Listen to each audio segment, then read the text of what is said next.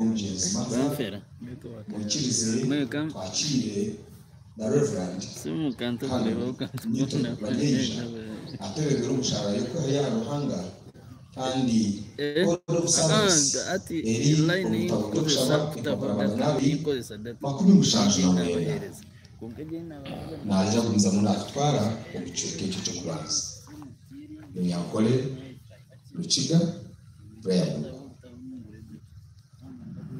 Gachebe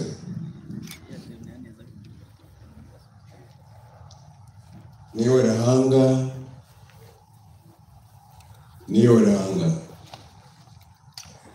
kogera taro kubasa kugihura wawe kitini sara ngo bushobozi ubona abo kutayire keji ukatereza umwana akayijo mukoma akatwitse babasi akacetya abazeye bagakora imirimo yabo bakamwona akakoraje akashoma keza mukama ubonako ubwamugiriye ukashika ngo bwamutereza uko tatarugurize nakaki tukakiye kitoto cyawe kogeye kumwegarura na boto watubuza wamutwara ngwene wakoze rero twashengeza ngo tegeke iguru nseno ngitigetenga mukama wabakama ntabwo ushoboye kubona byo no kubiragenda babeni wabiyemera leta mashitaga kumara ugashikemberonda ibyo bituma yabazire umwana imituma yabaze bagenzi be imituma y'abanywanyi be twena ngekanisa tumurize nshabira umwanya gwa no kutaramara ugukorere Yesu Kristo mukama wetu amina empopora twazigambiwe magana na kumushanju na mwenda tumetemereye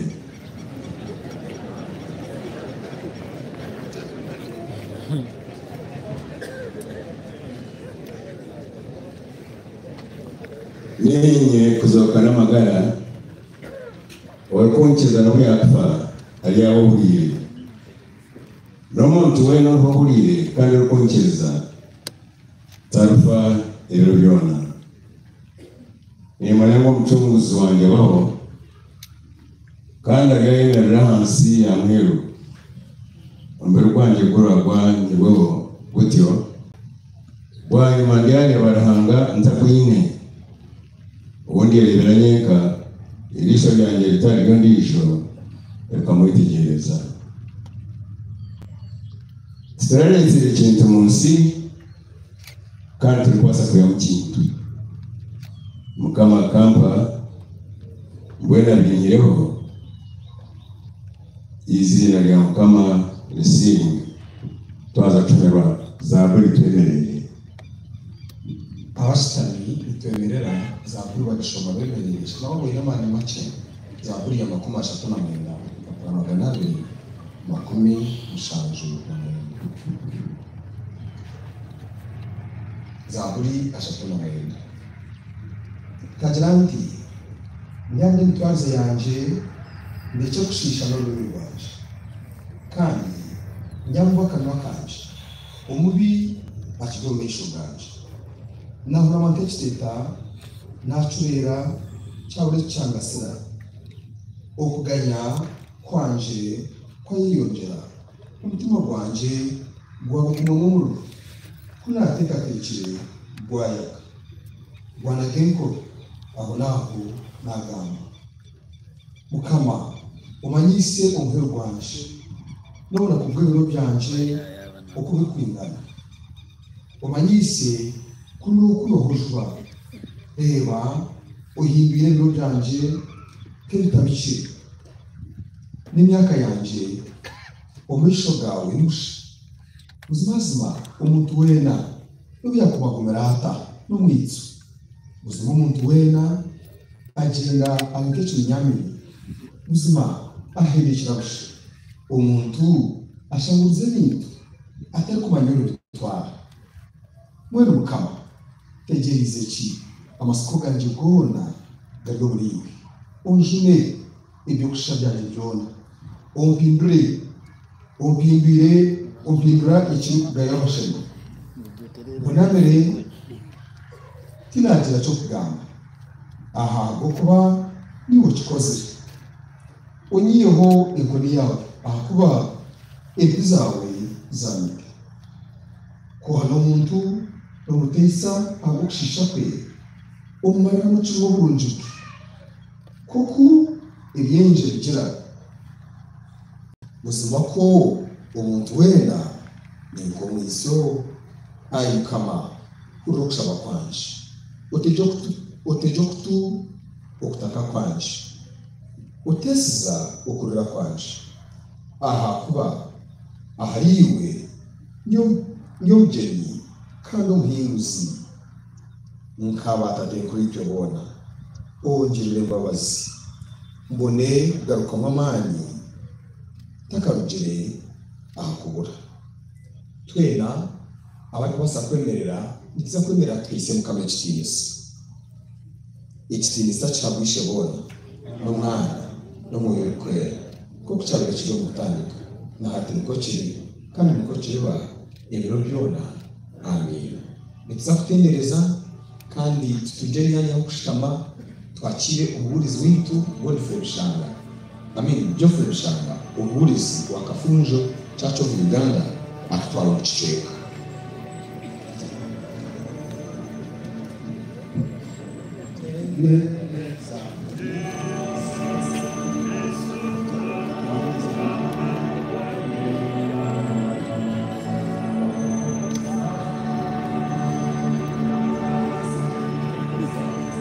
mana jango ina ya de force garin kai mana ko mutaka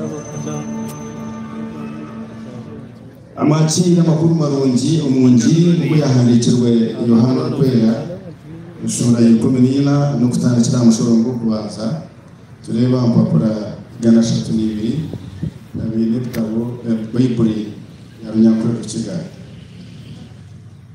injiri ubwo yahandikirwe Yohana kwera ushobora yikomina kutandikira amushorongo kubanza tureba mpapura gana 32 abajuwenda ganesya umuhanda n'amazima n'amagara umuhanda n'amazima n'amagara imitima yanyu etarushoberwa mwikirize rahanga nanye mwikirize umuntu yatata harimo imyanya mingi yo kuturamo ku kitari cyo mukabagambire hati ninza kubashemereza umwanya kandi kunda beneza kubashemereza umwanya byagaruka hambatware eyindi oko yindi nimembere y'umatura kandi indi kuzo muhanda n'umugumanya Thomas yamuzati mukama wanje gatarukumanya urukuza muhanda tukumanyisa Yesu yamugambira ati ninye muhanda n'amazima n'amagara taburi isharishe bona tarabiri muri inye kuri mwamanyire atata no mukamanyire wakoraga hati no mumanya kandi mwamureba Filipo yamgira ati mukama wanje tuwarekishe bone cyo kitumara Yesu yamuzati Filipo ayeka turagana niwe tukama yaga onerera nishibona n'inzitiro kubasha gusohoza itorekishe bona turukwitereza kuri mu tata kandi tata kwa ari muri iyi ubwambere bingamba tiye tumakoreka tatori muri iyi numwakorera umuye munkereze kuri mu tata kwa ari muri iyi narishimo nkereza kuri mu yonka buzima zibanye bagambira nti rukunkereza imirimo y'ikora na wali yagikora kandi yakora icyo wanjye buhango abo kubanye muri iyi ngenda tata kandi cyo n'ikigurushaba umwizina ryanjye ryakora ishebona bari kwibisuka umwana kandi kumushaba cyo no mwizina ryanjye ryakora eki n'kigambo cya mukama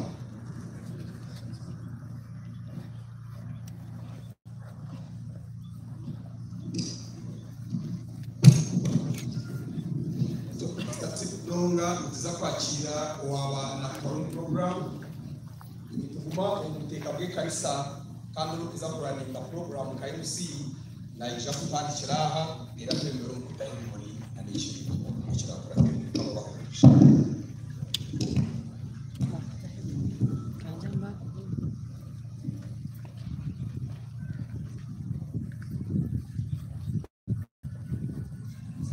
katendereze twakire tuzi tendereza Yesu Yesu olingana kwandika osai unasisa twebaza Yesu rokozi.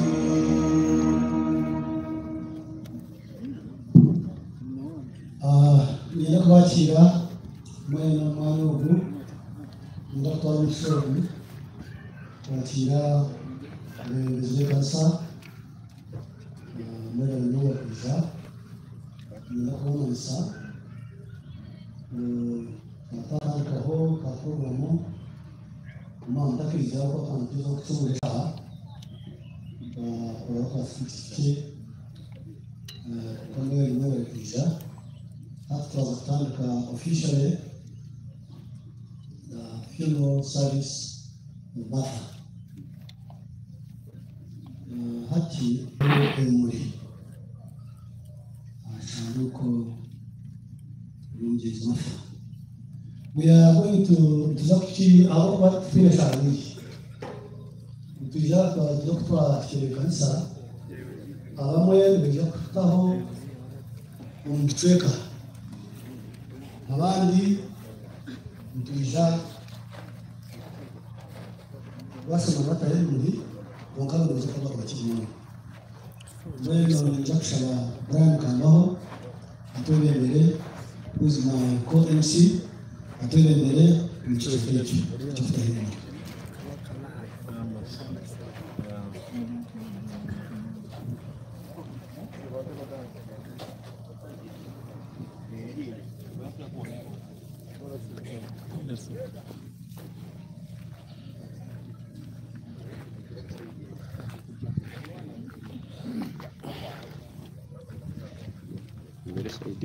Okay.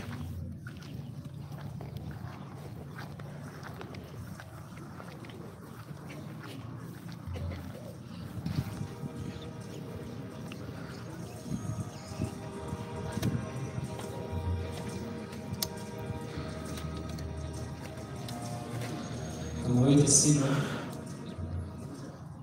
analizarana Martha, she is my sister. When I tell you it's a child,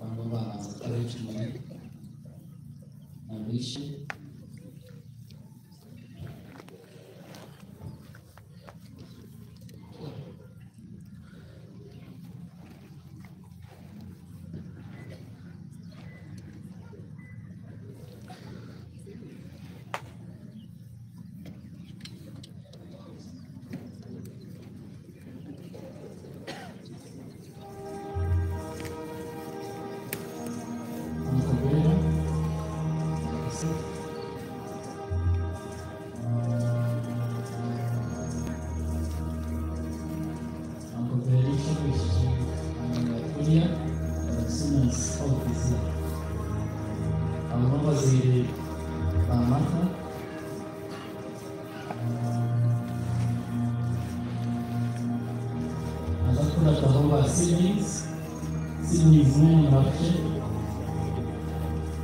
Matthew, Enosh, Ronnie, Benjamin, with your wives.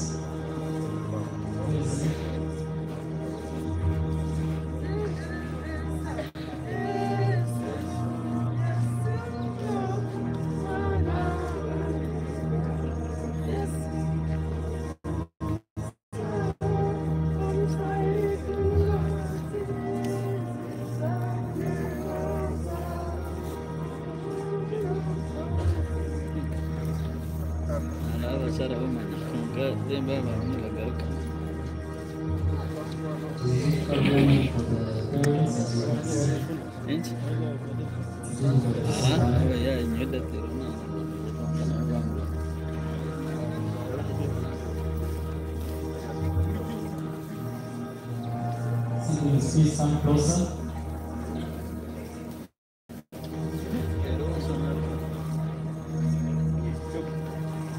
Margot, William, Natasha, Kitty, all siblings, please hurry.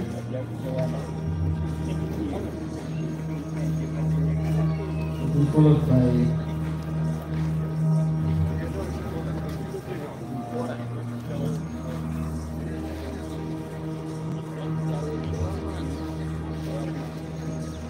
siblings will be followed by the maternal uncles, Banyanarumi,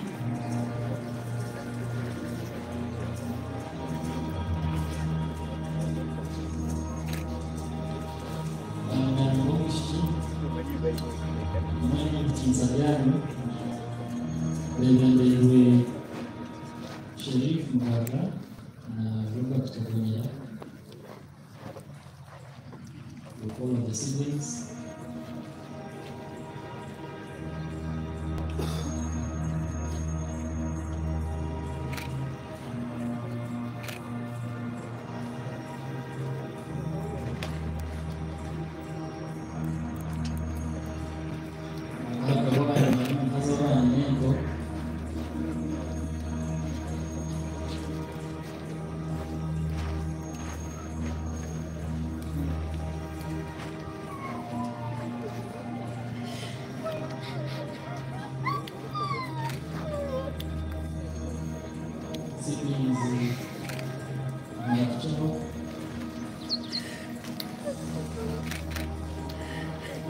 Tunaanza kubasha pamoja na mwahoye na mchezo tukore in groups like this. Banyanarumi mbele mazaka wetu ni hata Banyanarumi benchi. She has many maternal uncles, and you can see she's loved by the best of men. Now you can let it cut from behind. Just do that. Fight.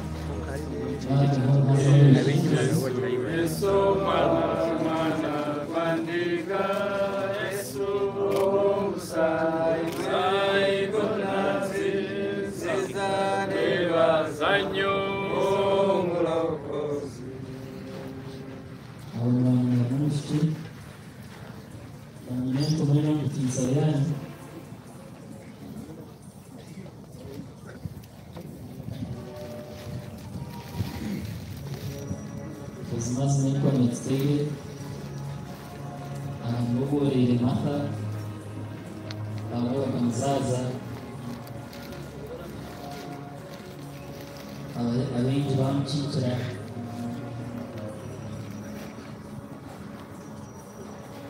mata yake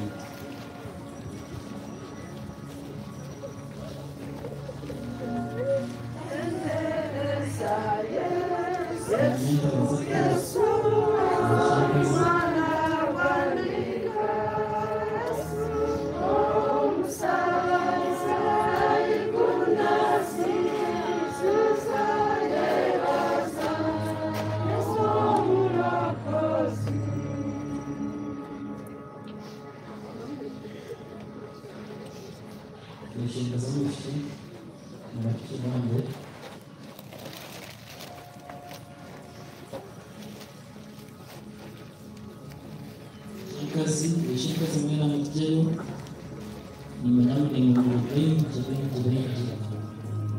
Amen Mbasa Maran mingi Amoje chemata bamkubisha nduko Shikazi mwena mtinzaliana. These are the paternal aunties.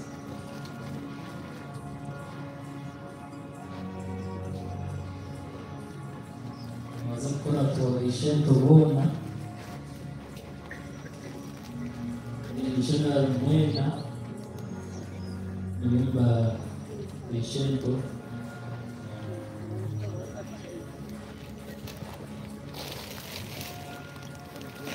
nababa ishentazi ishento mwena nishinda labatera niyaha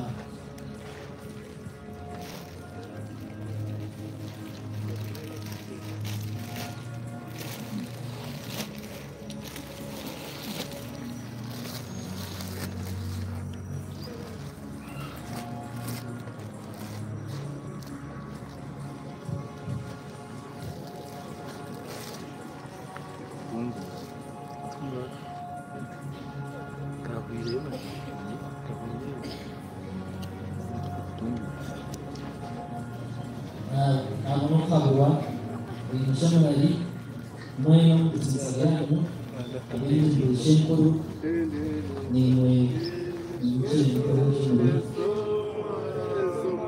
na wika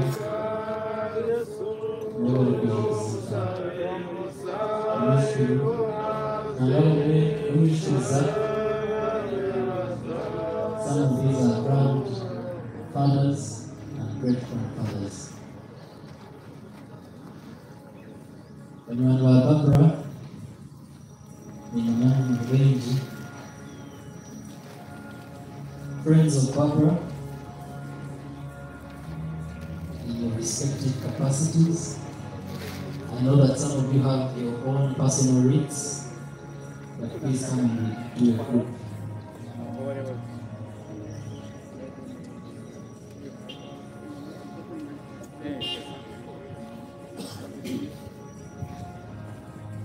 Barbara has several friends, from workmates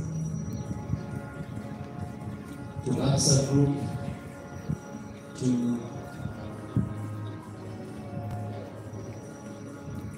Garden City group to OMIC,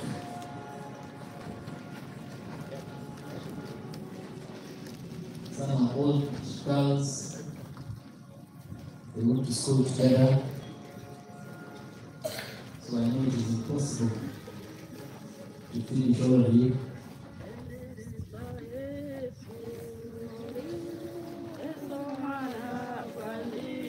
These are friends of Barbara. They'll be followed by friends of Martha. I know that she has some workmates here and some from East Batch University. Friends of Martha.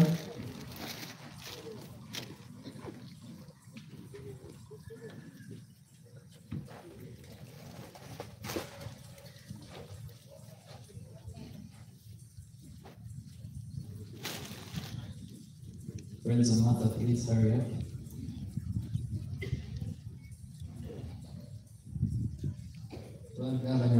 Martha, bakwachira bakwere AKG, all in-laws.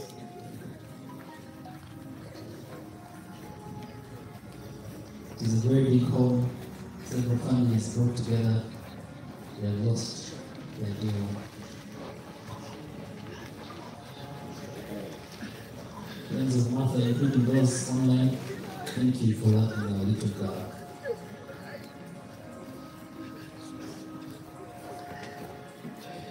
You probably know her secrets,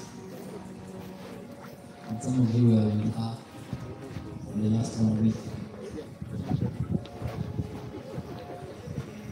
Friends of Martha, Mahagao, Nabakwebeke, Muna Mutinsagani,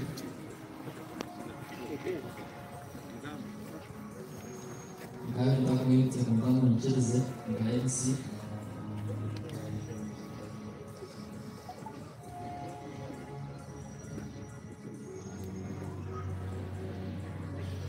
Abakushwera n'abakushwera b'umukono.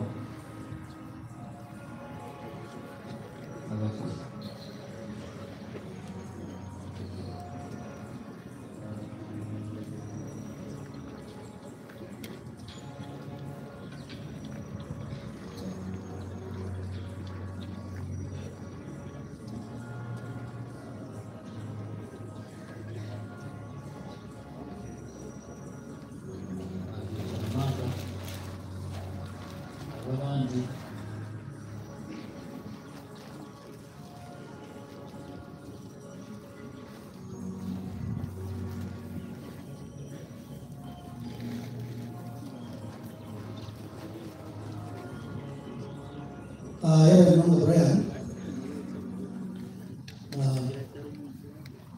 Mwerindi kuja kutoka kusoma muri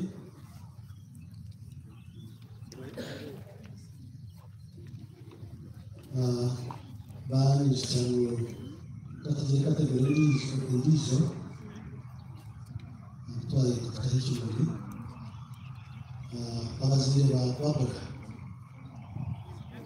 bishe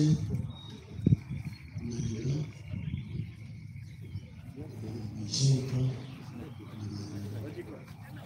umuntu baza kwiza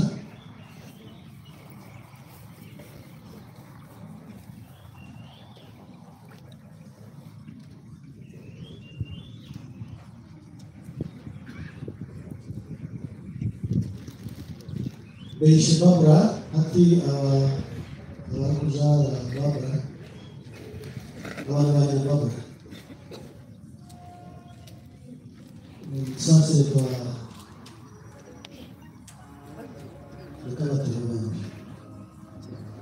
Mungkin gue bisa hukum tunggu desa.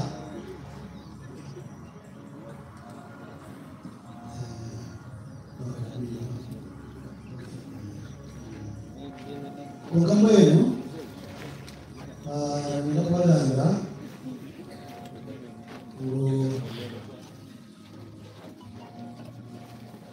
Ini ada cerita ceritanya ini.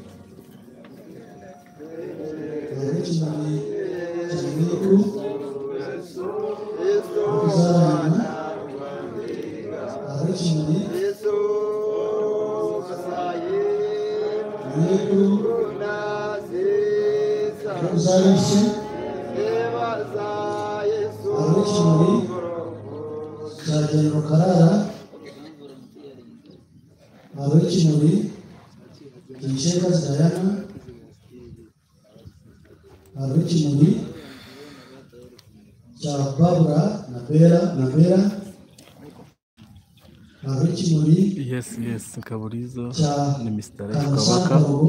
Mr. Life Kabaka uri yankore media. Mr. Life Kabaka n'uri nakusiyeho.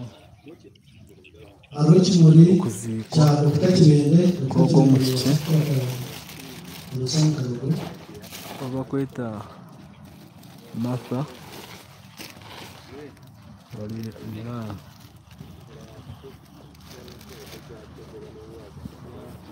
Mr. Life Kabaka, Mr. Abantu babiri ikintu cyabo bagenda bakiteho this time to lay out with.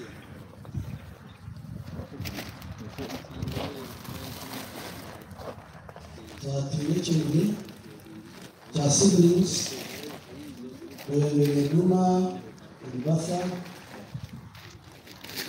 na Richie cha employer Barbara hivi kama mmoja hivi.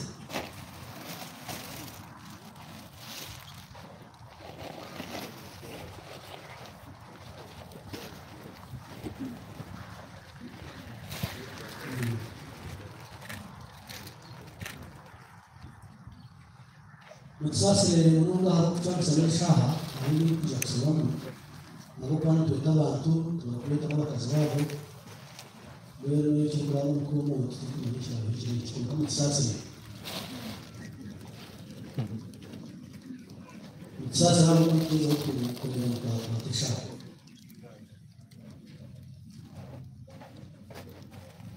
kwa tuliwechi maybe ndio kwa watu kwa Kalau sheriff negara, lalu kat kami bahasa kita cerita,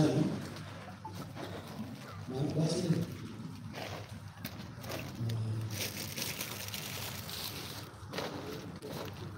Yes, kalau asisten ini sebenarnya bahasa Zamasa, exactly what it is.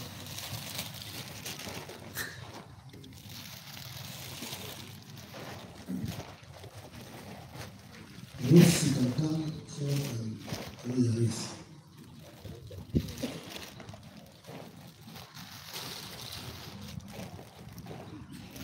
Then the representatives of Eastport University, please come over and also learn with.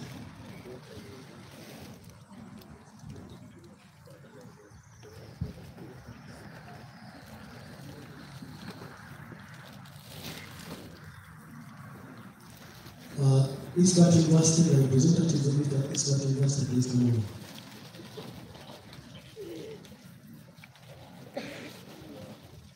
So much for the laying of wreaths. Thank you very much. I want you to I want to ask that you please forgive us where things do not look organized.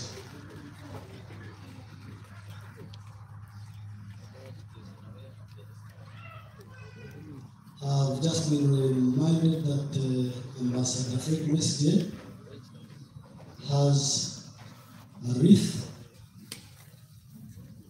and Brigadier General JB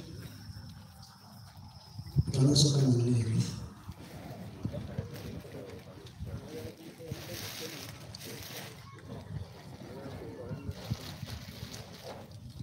Can I also take this opportunity to ask the political leaders led by their MPs? I don't know how many they are. I'm trying to work out how we go around it. Na nishauri anataka ndio kutetechi mwanamwesi bakanikweba na bagenzi banyu na nikashauri use this opportunity to lay a wreath. Then wetu acceleration ya chuo cha kanisa nimetafuta Mungu baraka. So ladies and gentlemen, on sasa Nyonga nikatu kolebyo abene mbezi bakutwegera ntashobora mutero cyane.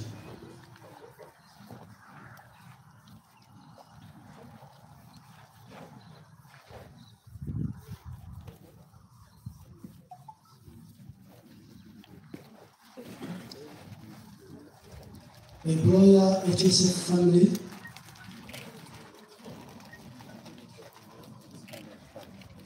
we can give an opportunity also to hear this.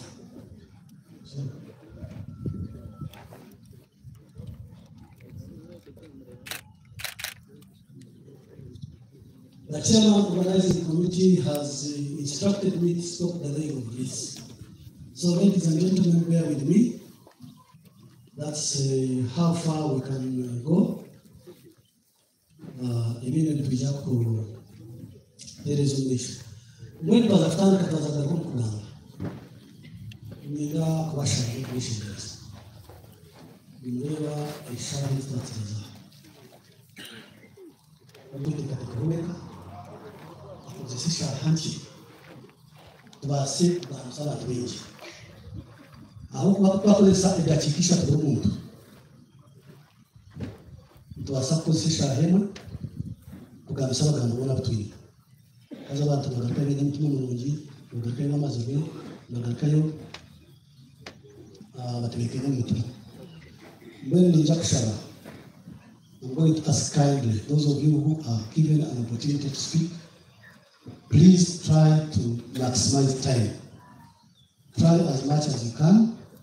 Use as little time as you can so that we have very many people speaking and everybody will be covered. Mweba ni mnonga, mbele katika che ahakugamba. Wanyichangu ni mche wa abakuhandika emiyago. Abantu abakuhandika emiyago asa na abo mwijaha asa na mjenzi wawe Justice. Abantu abo nibo bari kutwera kwakira ibyo kwatsa ekeji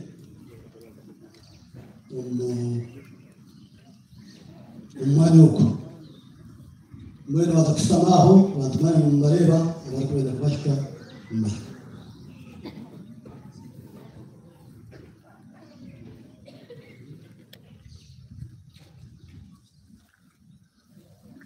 So ladies and gentlemen, twaheza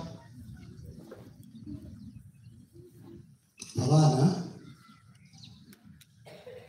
twaza kutandika kugamba abo abakrikuraba nibaraha bari kuturaho nunga mbona twaza kurimba krikuru twabaheza umugisha wagamba bene twakuratsa abandi bweno umuganga wo kukurataho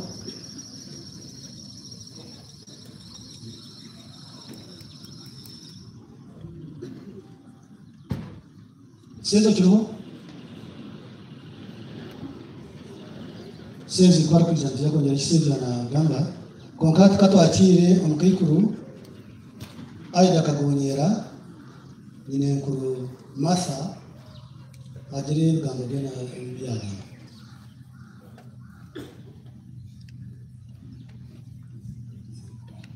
nani shawangu abebyo makuma kwamwine muzinda rugundi abakirikura abantu bakozesa kitabatura covid kuma sanitize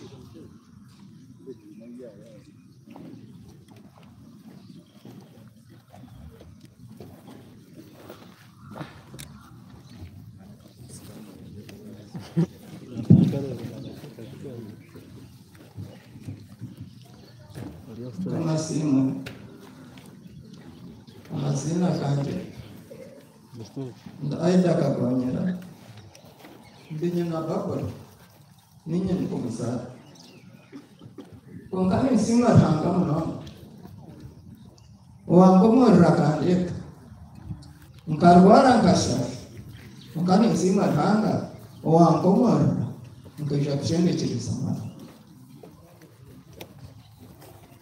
ninsi ngabantu abarikensonda nensonda bakaisha kutuoresa bakaisha kutwasa okushindikiriza mukama abeereza muki abeebembezi b'amadini abeebembezi ba gavumenti abarigamba hamwe hoona ntanga abantu omukisha mwakora omulimo muhango muno ninsimba ntanga muno owansendi manyakuru yahimboro nga tindi kuboroka kaborobera masa ntanga kazi nzima ntanga muno nisima abantu abakoze umurimo muhango munonga okurebera Martha yabaye serisi ntangara byategere mayanje gasoma yabaye byokoze yabaye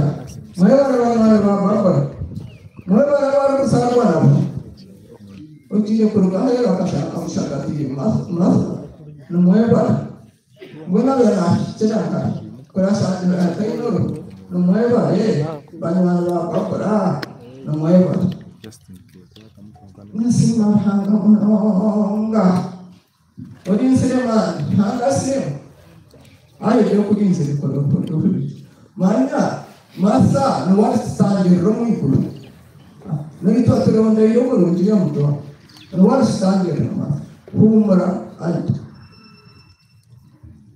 nyowe Martha ya mwana wanje na baba banse kumsheke baya apunga ngo Martha ya nsere kanto wakati yona de abs abona yo mkosa tumana numweva ate Yesu ate bakubina Martha ya na somo shina na baro aha kuna kama yote isa tangu sasa yuko shaka kwa hukumu na yote isa na kana shida nisema nanga mronga abele besba bama dini bama kanisa na mwichisi kwa nisema abasha hivi abakomurizi abaregenani babino sukuru shujo wetu na bure bana irenani basi irenani abebembezi b'amakanisa banywana bati abanyabusani namweba abamakanisa abebembezi b'amakanisa babarigire mu makanisa mwemerera barebe abatera umuhanda ku rwo witabaka ababayire bampumuriza mwemerere abayiserenanye pasitore hagase abebeze muki namweba rero nisima abanyabusani abanyabusari boyita baraga omungari abaraga akazi abaraga akari mwemerere mwe babareba abo kuturata mukaisha kutumuza numwemerere hagasi abo handi rumate mukaisha kutwaza tushendikira sana nsima hakamuno nsima tanga aba Martha kanga bara Martha ya mwana wa kana na kundana Masara ya mwana kwa ngene ishoito. Tusoma kanisa. Ndiwo manyoto toro mchirisi. Hapana nisa. Haza samwate rengo. Ndiwo shoka bimanisi kwa jaku manashika. Ya mwana masi. Kereya rikai. Shara rikai. Kereya shara mwana kucheshi. Ababa alimur kore bala bala Nabaso mama keve no para make. Akamanywana. Abena swa shara ya kala kamus. Urgorgin. Abena mkundani ahani yele ra yofi. Nina ya. Nina shara. Abena bakuna. Akapunda umwana nisho achapa akamkunda arena mwisho kana inamtana akana kunda shara wabandisa ma kwa hiyo kama shara iliyoko mwake ya kushona hizi amshanga masala mtu wabantu arena mwana sana kile kitu chama kwa moyo wa amasi moyo mwisi alikumwiku mpongore masa sana tolechi achitwara ko kamanza moyo wa alikumwiku nisima hanga mama nisima hanga baba okukuma nyombe njauti kushaka ko baba amombe hanga pelezo ene hanga pelezo Askatete, hanga sumu, shamishira, hanga sumu. Aburo mambo kama sasa. Sasa hanga sumu. Maneno kama na sasa sumu. Mwewe. Bakuru wangu, barumuna wangu. Na mkuru wangu, abampulize, abana ile nabo. Mwewe babu na shitana nabo. Mwewe riba wale. Roho na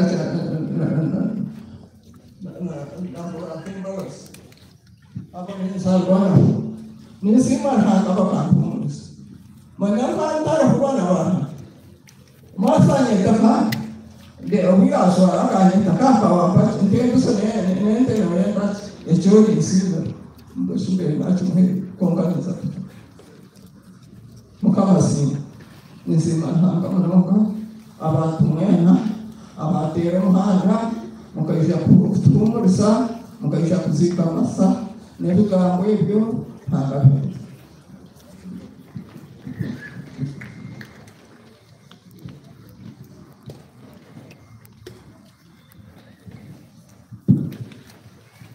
ebale munga mkikuru au abegambo b'umujyi byo kutumuriza Flavia Shimuhoro na mwenye kikuru bajaja abakikuru baruzimbara mu mateka mwata mkikuru mwenye tizina yuko style mwinga mwita anti ninga owishe wewe Flavia sasa upata na wakashari taza tuga ngokundi aida ndio wit aida ndio tuga bila kiza Kampara Nzira.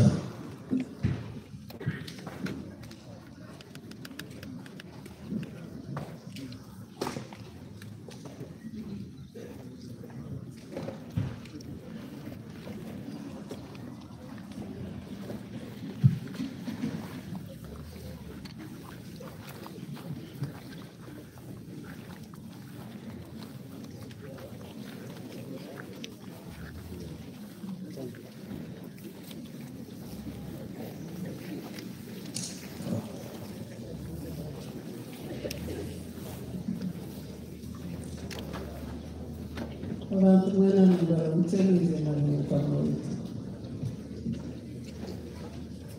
Mwana beja mubare kuja kutomuraza. Mubare kuja kubaneta. Turere sihane tugwereye. Nzima danga mnoga. izina ntabwo wandikira itari matsiko mu byabo n'ibintu bakangira kuri izina ntabwo wambaye kuza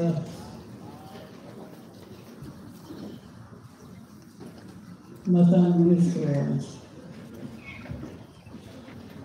azakazaba mwishura n'ukuri igihe kigera bishura twine bishi kandi mukunda munongo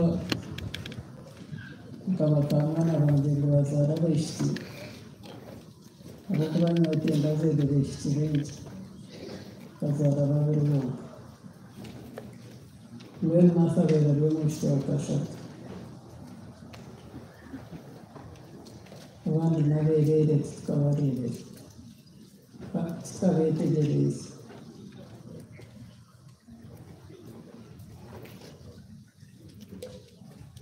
kanga simu ubona kuba kintu kuvuga no kuvuga buri kintu ubona kuwacu makona masoro kubona ubwo uburanga yamugeye ikiri cyatarura ko cyatarabasize karemu nombe kangire no harere hemye byona bera tatwasa kiremu mbona hanga mwakira mpereza hamwe katekera kamushimira kama wetasi nizima abana banjye samu yabari na sezi karongo na bera abayishukuru Brian na Benja n'abarumana nizima bakamana banjye Pesa na Rusi na Barbara kandi Barbara niteshengereza ngo bagume iyo wo kubanza kwisa nonyenza amazara n'akana bumfisi betereba ndone nzima tanga ikikurwa atamukama amaguru karokindi wakukorerwa mukama n'uborere byombi ubwo maganya nena turina kugaruka mukama hereze masa cyumwe kirungi abantu gatekeye amen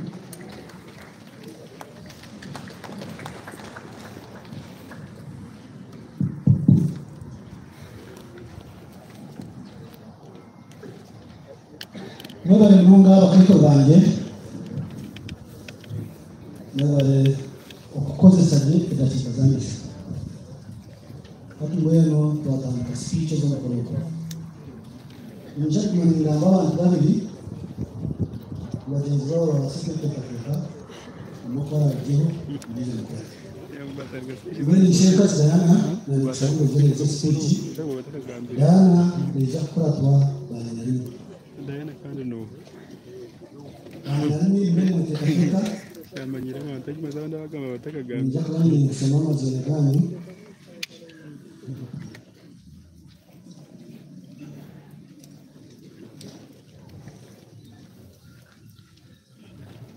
Diana waturaho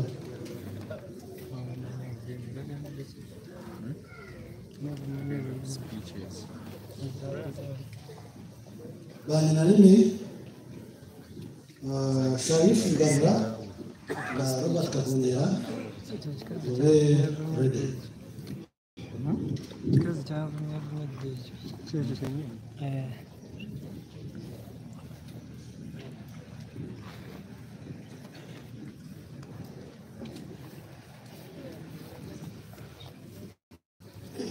abantu mwene mukigisabye ayo kasabeta kimpetera hamwe baramutse mu izina rya mugabo w'Yesu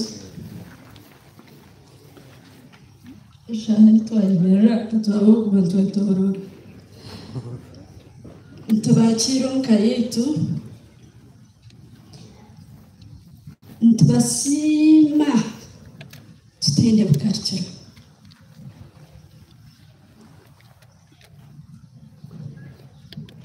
Ekiberiho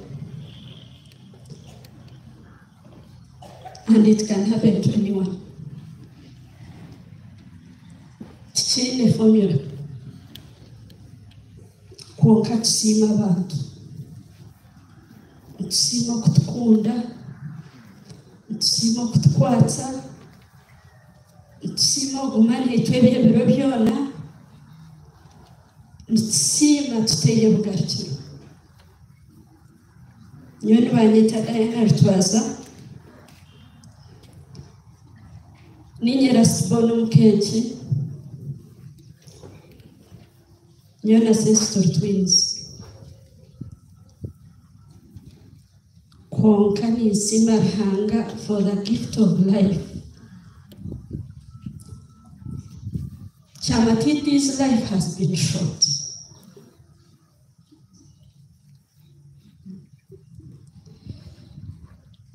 Chamatiti's life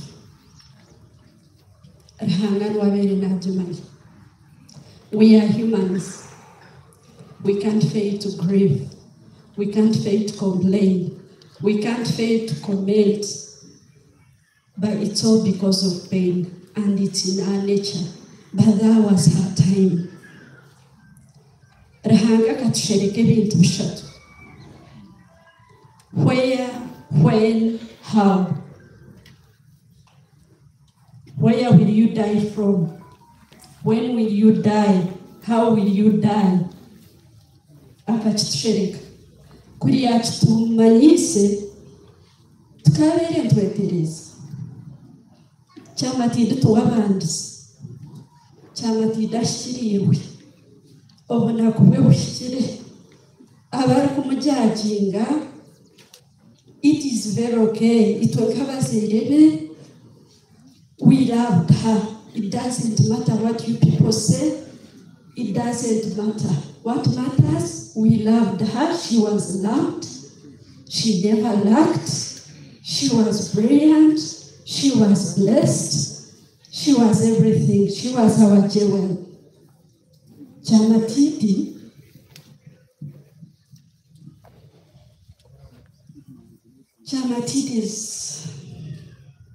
She was our pal.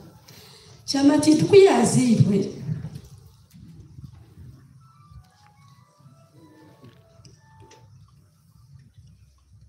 Barbara was super happy. Abakubaka twide aina bosho. Hasa yamkunda. Hasa yagabwanasha. We have a sister waited in Joafira Mtata, I think around 12. Hasa yagabwaine chishanche chamani. Kwakakuya umana professor Machinuka. But ijo omwana kwani tsomwirajo kuna kaharia. The first thing I saw was a late runner. Yes, she was on life support, but my life support can convince you that the person is okay and going to make it out. But for whatever reason, encourage late runner. Can you run at around 12 years, and for us who were just months old. So Chamatidi twamukunda twamwakira twashemererana. We had all the fun. We have good memories. Chamatidi aberega umwana mulungi bitari byo kugira ngo ni mugamba aho giye gomfu wonga Chamatidi aberega atari umwana w'urwanju taratutereze mutu. Chamatidi was a sweet soul. N'abari kumumanya nimbaza gambe byo umuntu bamugamba ajya bukubafire no aberete atari umwana w'urwanju wo kutera n'abantu wo kurira ngo yiteke. No, that wasn't Chamatidi. She was a sweet soul. She was a free spirit. She loved people. She loved fashion. Akanja tuka auntie Every time I see you, you're so spot on. Rule number 1, no matter your situation, always look good. I want to be like you. I want to be smart like you. I want to be. And she always looked out for the best. And she was always smart. Abarukumanya. Akakubugana kushekera. Chamatira gataka kuyimburaga. Nubako yakurebere kumurondo gumwe. Obutayica kwegambe. Omuri Kampala omu. People see us and where is Bertha? People see us and confuse us. But whenever we'll be hanging out, how are you, sister? How are you, sister? But we loved each other. We would hang out and Romana and you feel that love, which is so rare. Every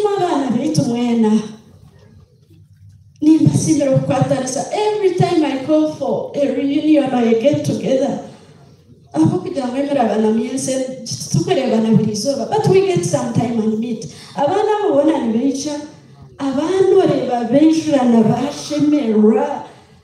Which is very nice.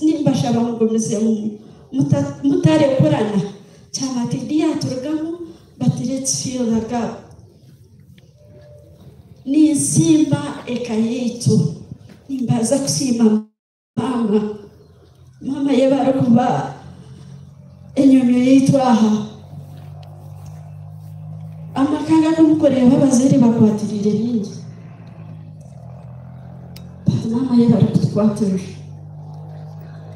yebara kuba mukuru murungi yebara kwakira abana aba babara bagira emyaka yabo kuko tokijaga bakabura kwakira abana batbakijaga tukabura kubakira hino uturashoreye ebyahimberere omuntu abere natera buzo gumwana no tunowitu numwenda no baseze no atera no omwana no mwinyeshe bari omwana bera by'umushambukazi omwana witu it doesn't matter what you believe omwana bera by'umwana witu Every young shore,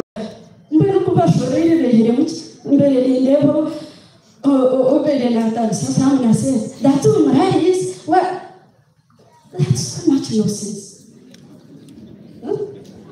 In fact, I like on social media. Yeah, I think I've got thick skin. Because what's happening is it's people who have nothing to say. People want to stay relevant. They jump on any trending topic. Yeah. But we've seen these things on social media happening to families.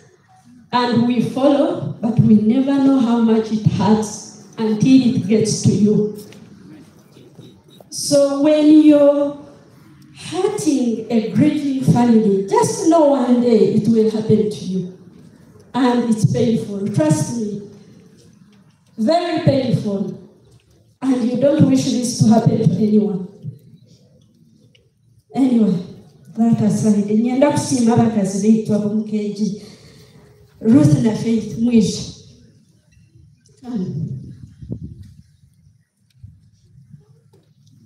Nisima bakazi abo mwisho gabantu nimbasimero kwakira abana abamutaka bashororaga. Thank you so much. Thank you Ruth okakira abana basestu abana. Thank you Faith ni wabanza. Thank you okurundana buryo. Tino malorize ramu yaburaho kubyama yaburecho kuriya bamushorora guno wanyanka no. Tikabahoga no moyeba. Thank you so much. Nisima Barbara. Nisima Barbara nakushara nakweshendesija. Yeah.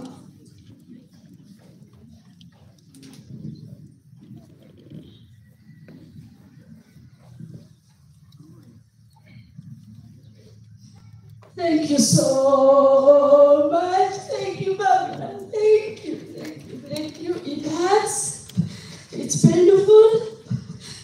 Kokaguma. And don't even think about blaming yourself. Abasa kugira ati afiro kujya mu mbere ndaro. Obona kubembere bushye. Okay?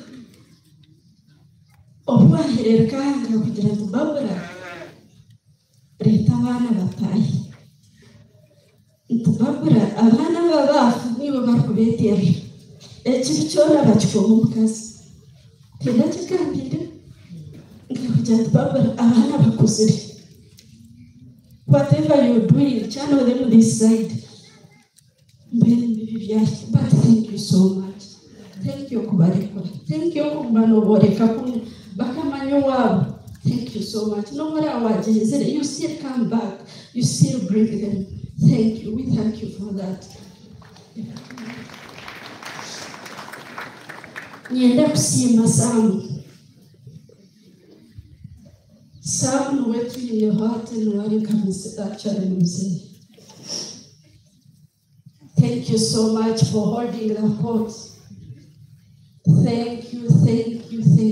Nyaha ni nyesha hocha mjeni. Senzu ni chabjeni. Bera ni chabjeni. But thank you. I do appreciate. Yes, twena tukwatanisa. Kunga ino rya sosi. Thank you so much. Yebarokoreka hoika yetu yemereye. Nienda kusima abanywana ba Chamati Dumwena. Thank you for loving her. Thank you for following her kumushendekereza. Numwebare munonga. Nienda kusima sezo murimbo gw'omutano. Twino where are you? Sezo takabasa kushitama mwanya mwenda chikutano. Okay. Sezo hori kusima. Sezo byafera Barbara. Akamushangaye n'abana aba. Yaba taking up yaba shorora. Up to now takabarekoraga. That's why it was confusing people. Omwana no. But says in kusimira abenji tabarukuchikora. Thank you so much. Thank you and be blessed. You are of the shorora. Nienda kusima Isaiah. Bera. Thank you so much. Nibinje bizere nabaho, but we are still together. Thank you so much. Ninyenda kusima abantu banyarubanga, abantu bambara, abantu mwena.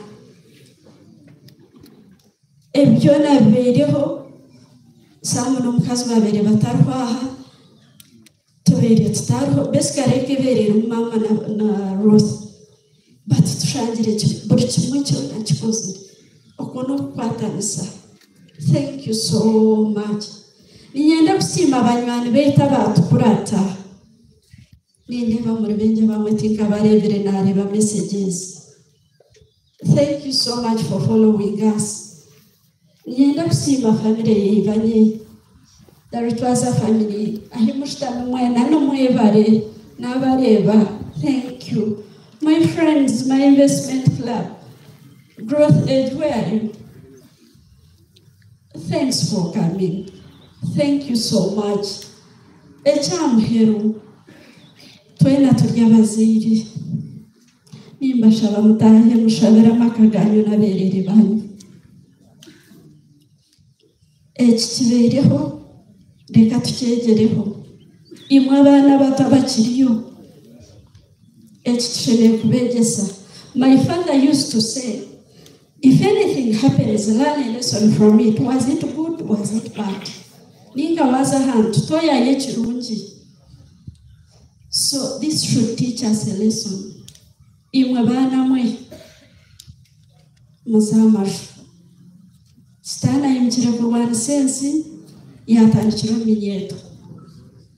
There is a lot going on. I really can't pinpoint it, but something is not normal. There is too much evil going on. It's totally different from our regime. I know times have changed, but this is not good. This is not looking any good. And we have this monster called social media. It has made the situation worse. So what's the advantages? People, those keyboard warriors, most of them are miserable lives. Someone believes if he's miserable, you're going to be miserable. No one should be happy. Oshanga, someone is poisoning everyone, and it's not good. And if you keep watching that, if you keep reading that, it's all about posting. That's social media. It's a monster.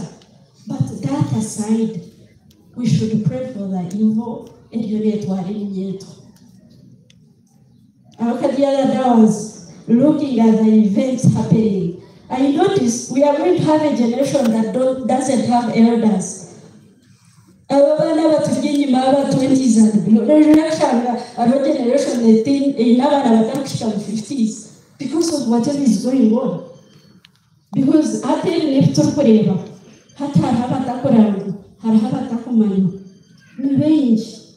so example is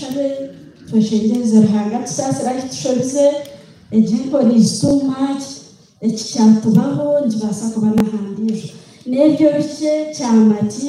rest in peace. You are so much loved, and you will always be loved. Thank you. My mother, and he did it much.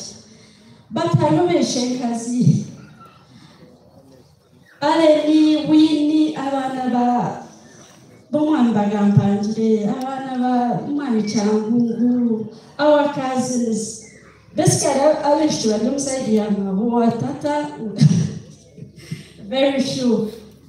Jennifer Labukoles, thank you so much for being here. Thank you for following us. Thank you for loving us and staying with us. No, Burundi, no Babutwin, but we know you're there and we love you. Thank you.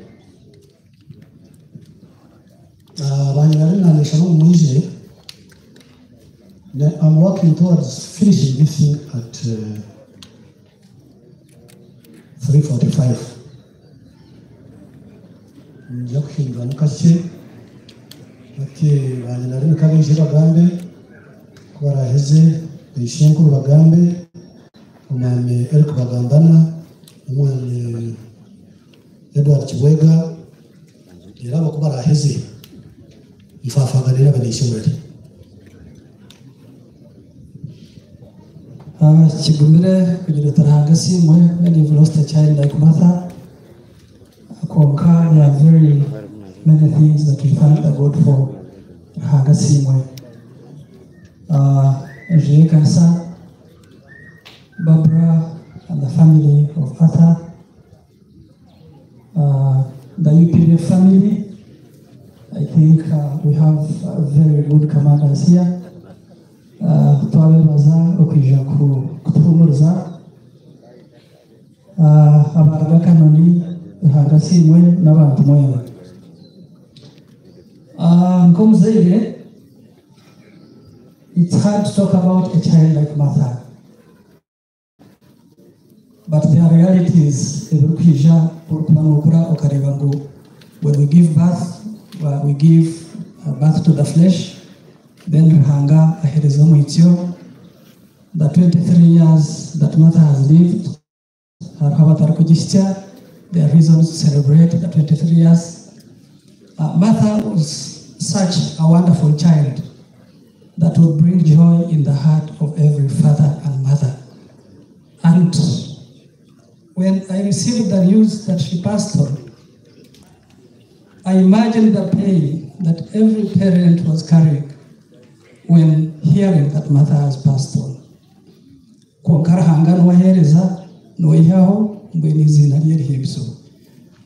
comforted me is that I believe that Martha is in a very, very good place. And the description of Martha was love, joy, and a good spirit. And those are godly spirits. She personally had an attachment to my family, and akana akunda aberere banje munonga naberere abandi ba families ezindi. My daughter kuyabura muhikayenda ko kumurya ebitete bye n'ibingi omukazi wanje shaho zaine tindu kumanya yabera ibiza nyina yabera zigura mbere nabera mutetsi natandikire kugira tarahanga simwe umwirima gwagaruka papa ko karahanga narahanga tani kindu kongera Barbara yebara kutubere kibaje ubwo ejo mukaya atha ukaguma muri muto ukakura ukoraberere bawabo bwaraberemo abantu ba benji babarabamu, but you fought a good fight. And honestly, Martha did not lack anything. She studied from good schools, and she was an example of a good upbringing, good values. And Barbara, you did that, and we have no doubt that you're still a wonderful person that we need to do more. Martha yahendera, but you still have a lot of job. Aberera, they are wonderful people.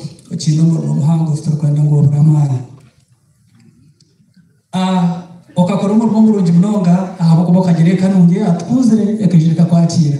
So samu mandi nyumukom oburungi bwonu bunde bamu. I know Mande has been the foundation of that goodness. Akanyora, Ndubara Junior, Ndubara High School, and everything that I see around in terms of goodness, I know Mande has nurtured it. Yebare Samu, Yebare Sezi, Yebare Bera, Ivo ipechituru kumanya ahakeji, ntumanya ngo mutukunda. Numwe barogumana Barbara no kukwata nsakeji kweba ngo turiyumva kitera hamuhero. Nyenda kwebaza abarara batata bengi barigireho hariho Uncle Eric, Sharifu amuriyo bigere rahanga simu munonga okutonyesa okukundana. It is exceptionally convincing that we have a good foundation. Yebare Uncle Eric, yebare Sharifu. Okwemera is a blessing and an honor. Tinumuru muhango obukwegisa abantu okukundana. Barbara kureta rukundo, you wouldn't have these people here. Bible net young faith, hope and love. The greatest is love. You have a gift that can make you do anything. And we are proud of that love that we can see here. Aloksi abaranzi nbamawe. Mawe akatwegesa okukunda rahanga. Nyuko nagire kukora nkashanga mawe ari umurokore. And kwaratari rahanga Martha is a hard pill to swallow. Konka rahanga ainama kandi rahanga simu. Uncle Edward and your team nimwe barabaranzi kutwera abazire barungi rahanga simu. Ninyebaza timu ya Ragakano niyo mwikorwa ko yayibariza umugufu. Ninyebaza group ya Uncle Dick na Uncle Frank abargabiye mbogo, Aunt Jure, Charite, Aunt Gladys nimwe bare okujja kutufumuriza rahanga simu munonga n'abantu bona. Mbwe no muri ebyo nyine bingi baitu Martha, I believe you are an angel and a gift. And may God make your soul rest in peace till we meet again. Thank you so much. Atawishe when Robert Bintu ya Lugao. Ito tulijaha humurza Barbara.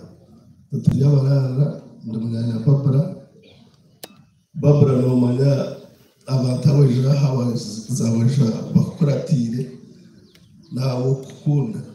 Barbara no manya kutwara no manya kutwara umwana no manya kwatanisa kutwinde ahagati y'abarara na baide murari ijo tubere turi mu kushemerwa kwa Martha na graduatinga twayerundana twahaza speech twahente twashemerwa umwana yatereza degree.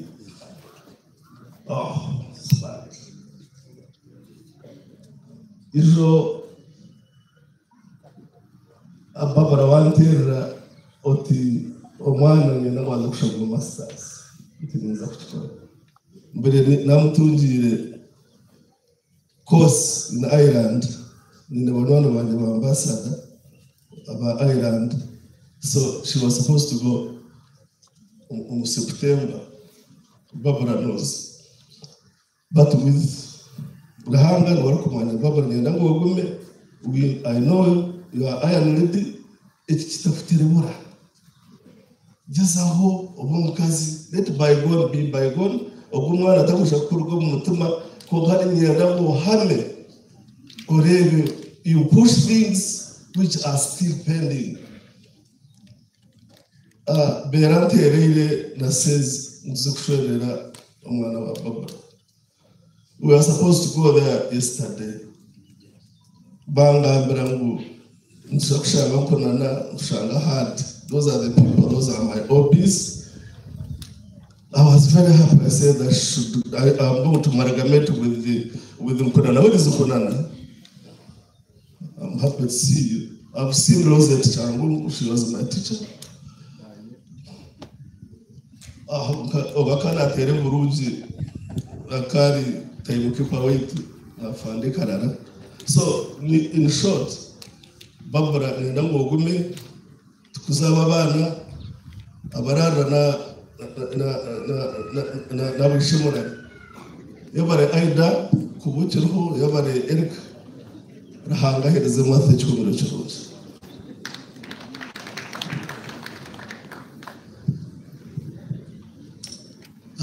Thank you very much for setting a good example.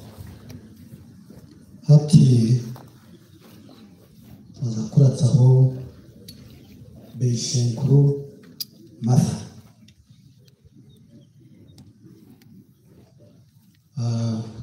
Mugazobanya Nani Shabango Mani Elka Bagambana Mani Edward Chibwega Wijaha Chibwega Sasa Nargambo Manyashema Tutalewa Nyashema Nanta Manyashema Sasa then I want to Jakura to employer with Barbara Obenekatika.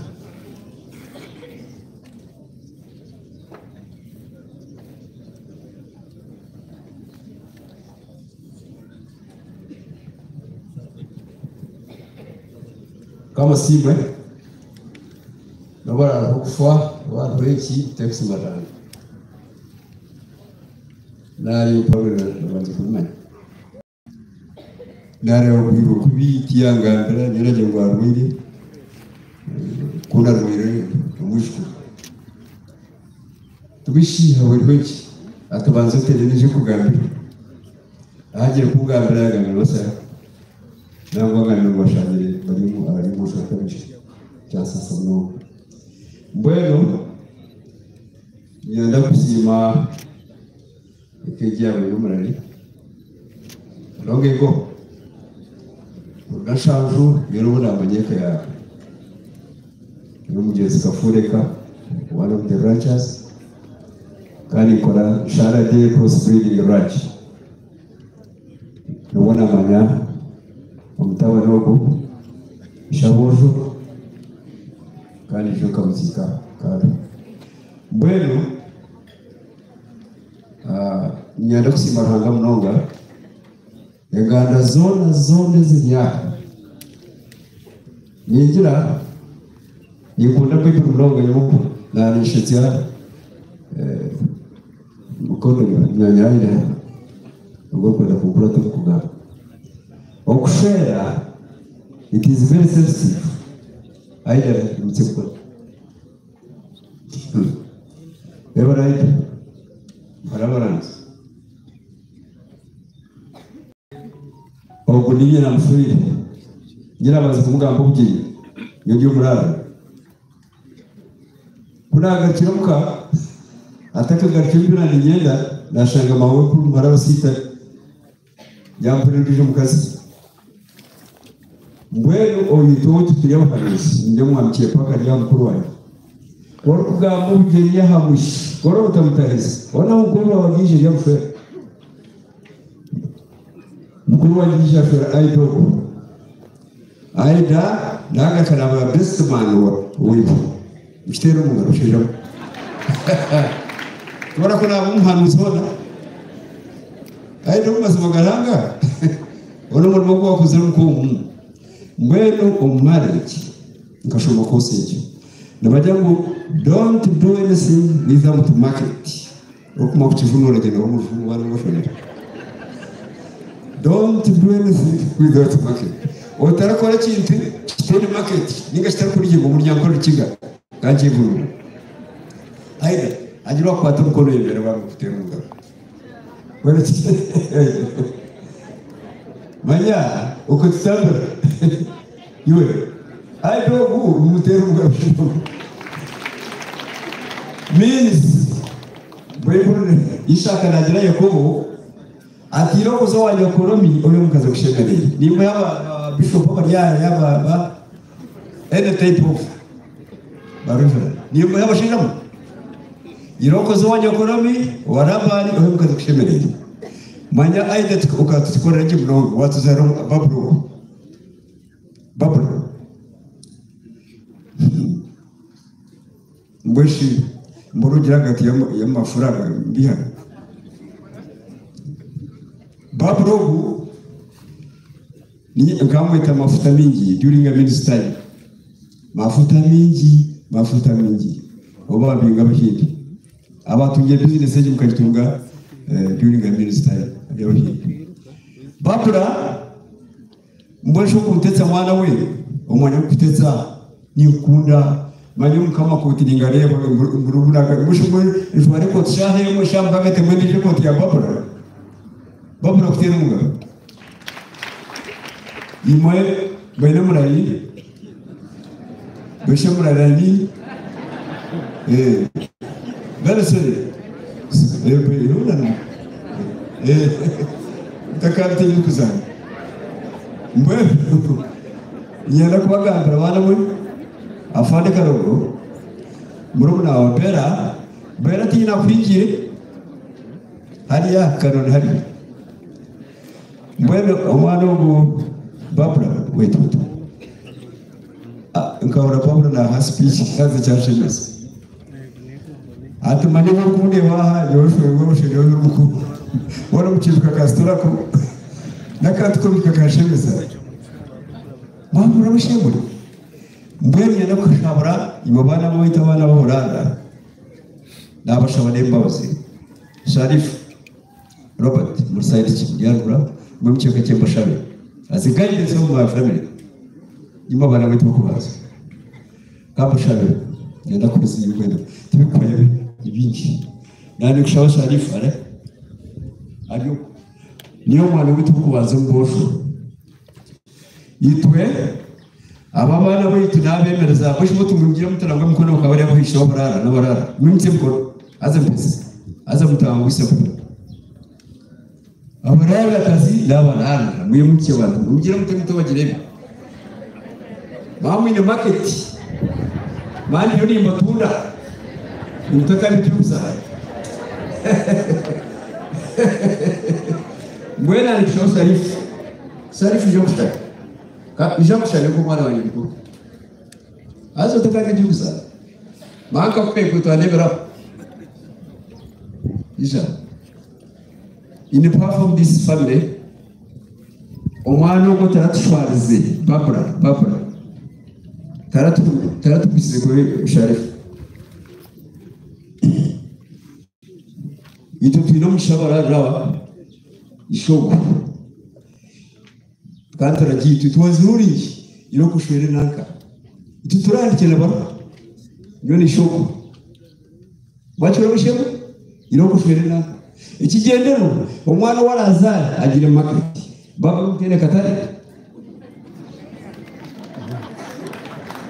mwena nkushaba twashira hagati twinzi bari ubirusa isote kandi tuza shaba imabana babarara abishi umuntu umukoze kampani cyane kuri gutegereza organizing abana aba azega bat ngomana kuru babulu mu gihe cy'amamukorera ni path of our family thank you God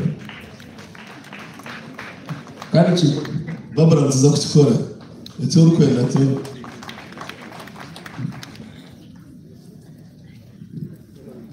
Eva barebwa burungi bari gushitsa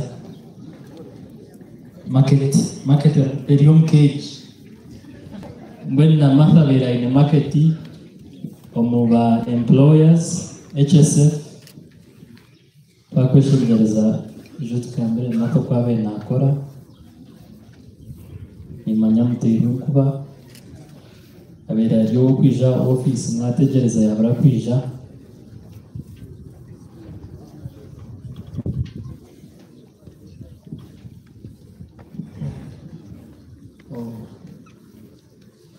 employer botegereza kunisha kuruka gambe konka you can be here.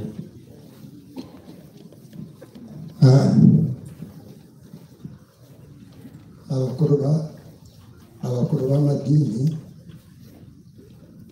abakuru ba gavumenti mbere buryo mu kitezo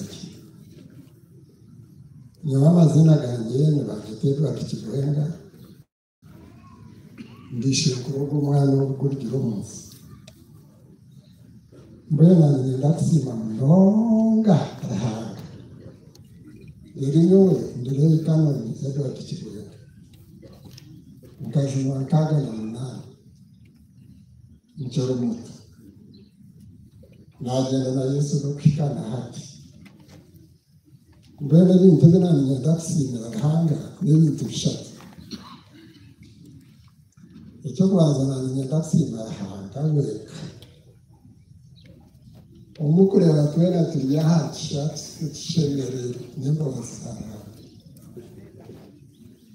ranga ni wakunda ni wakore ikintu wakita wakira ranga ni wayenda ngube hukama ranga ni wayenda ngozaro kazara ranga ni wayenda ngoyoro kuri ibivyona ranga ni wakora nawe ikintu ni jangu mwena n'umwana njyana mufitiye ngaringa kusimara umutima yanyu musime ranga okutereka ranga si ecya kabiri nani nyenda kusime kanisa y'imikorere kunogera ngo kanisa teraba iriho turiyo mushima turiyo mukubandagira n'intunguka kahita kwisha kubaho konka harize no kujuha kwaza mufite watwihumbushe twamanya ngo hangana byatumenye muhanga n'amazima n'amagara kandi ko kuzohangana ubutunga byona icyo nicyo cya kabiri nani nyagatsima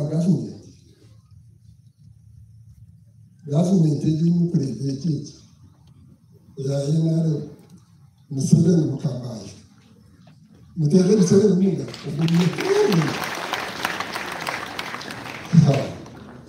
nore kumurusha nore umusinde nore dara nore no kumweni ayibande yonka koraho kare mu gavumenti akora mu gavumenti y'umugari bajaragira gavumenti zaza mbere musore mwenda kumugamba urujya ngo ntangana akundana ngo akamwongera n'indi jenya konka niho bagambere gavumenti zazo ko kasta kwekunda tujyabana n'abatsigaza nubwo akube mpanga no kushoma kata hoje konka ni ndangambiri mwena usinge kitaro mumanye gavumenti twireho yandiro usinge twafara twakunda twashobora twagira ibihungi twatunga twayombe ni ero yona tubini kongangu arahanga abana barahanga ko bagabiro bafara wa asitani yabisha mumanye ngo musinge wo mutizire mwe turi mumanye ngo musinge omukwiho ushemwe wa kwait omukunda na kwait kurumwe turi abantu bafu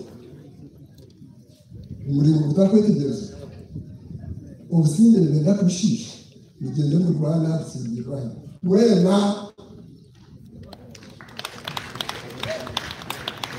mu Rwanda rusingere benda kutugarura Misiri icyo nakirekera ninyandagamba ubuzari ababenyeshe murari n'abaitu kunagire kukura nasanga tate mukuru barabanyinari mbere icyo tukuriye umuryango umbenyeshe murari namwe ngakuru avuga ni manga yeshagama hati ubuzari bwagumizana niwonje muranzi abaranzi nimukiye n'abantu babandi abaje kushinde telefone abaranzi n'abantu bababo mwimuke n'indambari hagati y'umusitani ikindi bagamba ni cyo cy'ikindi bakabagamba hata n'abageni n'undi murazi mawo harabarara twazire aida n'umunyanyezi aido n'imekuru b'umwana ugoheze nyina papa bitwazire yawe twariye muri sekisere kajabara guwa gahanga twamanya ngo nabo twatayo aida yabare aida mumbarara ubunozari bwa mami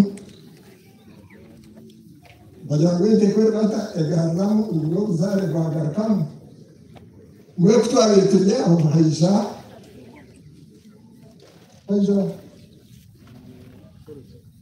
Harisabaya abayishimira yishimira twamhereza papa yabare papa ukugumamo ukagumamo ebyesi kukaye ukugumamo na hata bana bawe n'abayishimira